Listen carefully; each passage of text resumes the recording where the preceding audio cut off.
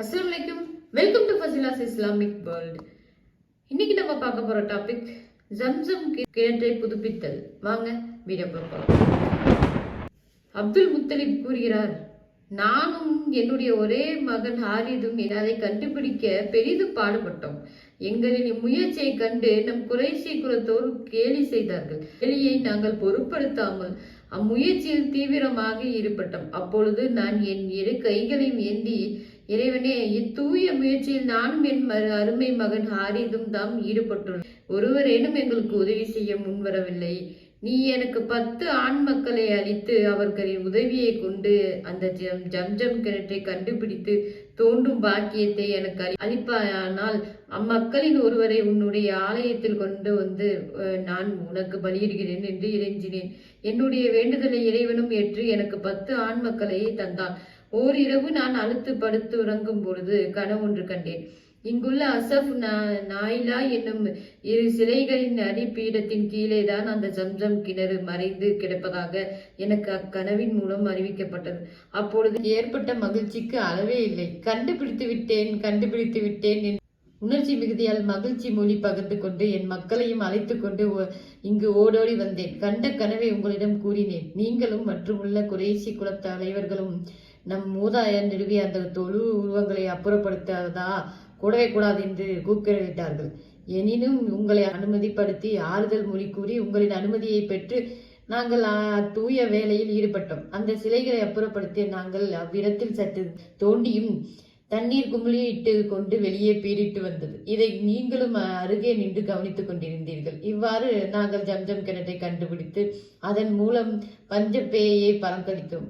இப்பொழுது எனக்கு வயதாகிவிட்டது. ஆதலில் நான் செய்த சூலூரை நிறைவேற்றி விட வேண்டும் என்ற விருப்புடன் என் மக்கள் 10 மக்களையும் அழைத்து வந்துள்ளேன். 10 மக்களின் பெயர்களையும் தனித்தனி சீட்டுகளில் எழுதி சீட்டு குலுக்கி எடுப்போம். அதில் எவர் பெயர் வருகிறதோ அவரை நாம் இறைவனுக்கு பலி கொடுத்து விடுவோம் என்று கூறினார். இதை கேட்டதும் சரி என்று கூறி ஒருத்தர் அவரை பின்தொடர்ந்து எல்லோரும் அந்த அபாவிற்கு சென்றார்கள். அந்த 10 பெயர்களையும் தனித்தனி எழுதப்பட்டு குலுக்கப்பட்டு அந்த கடவுள் எண்ணிய வண்ணம் அது கண்களை மூடி சீட்டுகள் இடுங்கள் என்றார். அந்த வயதானவர் அவ்விதமே அவர் செய்தார். அந்த சில நிமிட நேரத்திற்குள் அந்த 10 உள்ளங்களிலுமே ஒரு கோடி கவலை எண்ணங்கள் எழும்பின. அவர்களுடைய இதயங்கள் துடித்து வேகத்தில் அவை வெடித்து நின்றுவிடும் போல் இருந்தது. அந்த நபர் கையில் எடுத்த சீட்டை விட்டு பார்த்தார். அப்துல்லா என்று அவருடைய நாம் முணுமுணுத்தது. அடுத்த கணம் பின்னால் நின்று கொண்டிருந்த பெண்களின் கூட்டத்திலிருந்து ஓ என்று அலறல் ஒலி கேட்டது. திரும்பி பார்த்த வயதானவர், தந்தையே, எங்கள் அன்பிற்குரிய உடன் பிறந்தார் அப்துல்லாவையா பலி கொடுக்க போகின்றீர்கள்? எங்களில் அருமை தம்பியையா எங்களை விட்டு பிரித்து விட போகின்றீர்கள்? அப்பா, அவ்விதம் செய்யாதீர்கள். அவருக்கு உயிர் பிச்சை அளியுங்கள் என்று கண்ணீரும் கம்பளமாய் கதறினார்கள். அப்துல் முத்தலிபின் மனதில் கலக்கம் தட்டியது. அப்துல்லா அவருடைய கண்மணி மகன். அவரின் உள்ளத்தையும் கொள்ளை கொண்ட கடைசி மகன்தான். என்ன செய்வது? செய்த நேர்ச்சைக்கு மாறு செய்ய முடியுமா? திருவுலத்திற்கு எதிர்ப்பு காட்டுதல் ஏற்குமா? எனவே தம் பெண் மக்களை பார்த்தாமா, நான் என்ன செய்வது? இறைவனின் நாட்டம் இவ்விதம் இருக்கிறது. அதற்கு தலை சாய்ப்பது தானே நம்முடைய கடமை என்று துக்கம் தோய்ந்த குரலில் கூறினார். இதை கேட்டதும் பெண்களை அனைவரும் உன்னை விட ஒரு அழத் தொடங்கி விட்டார்கள். யாது செய்வதென அப்துல் முத்தலிபுக்கு விலங்குக்கு மாறு செய்யக்கூடாது என்னும் எண்ணத்துடன் தம் அருமை மகனை அப்துல்லாவை பலிபீடத்தை நோக்கி அழைத்து சென்றார் அவர். அப்பொழுது பெண்கள் எழுப்பிய குரலில் அந்த ஆலயமே அதிர்ந்தது. அதன் பின் அப்துல்லாவை பலை கொடுப்பதா வேண்டாமா என்பது பற்றி அங்குள்ள குழுமி நின்றிருந்தோர் நீண்ட வாக்குவாதங்கள் நிகழ்ந்தன.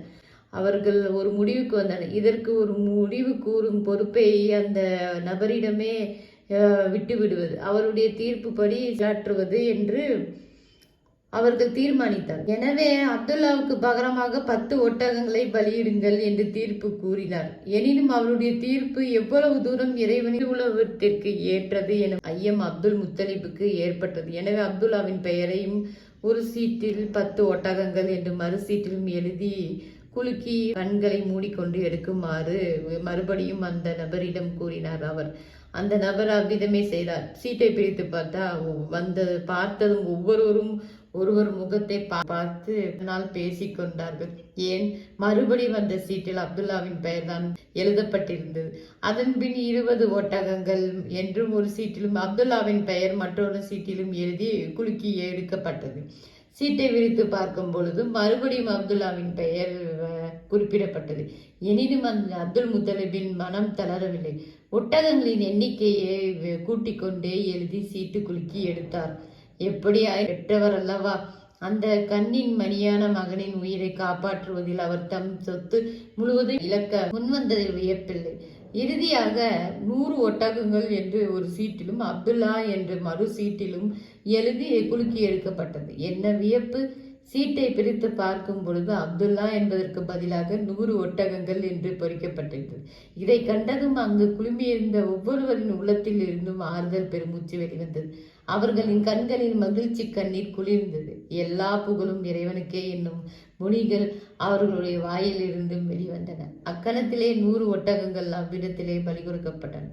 அப்துல்லா உயிர் தப்பினார். இந்த வீடியோ உங்களுக்கு பிடிச்சிருந்தா லைக் பண்ணுங்க, ஷேர் பண்ணுங்க, கமெண்ட் பண்ணுங்க. அஸ்ஸலாமு அலைக்கும் வரஹ்மத்துல்லாஹி வபரகாத்துஹு.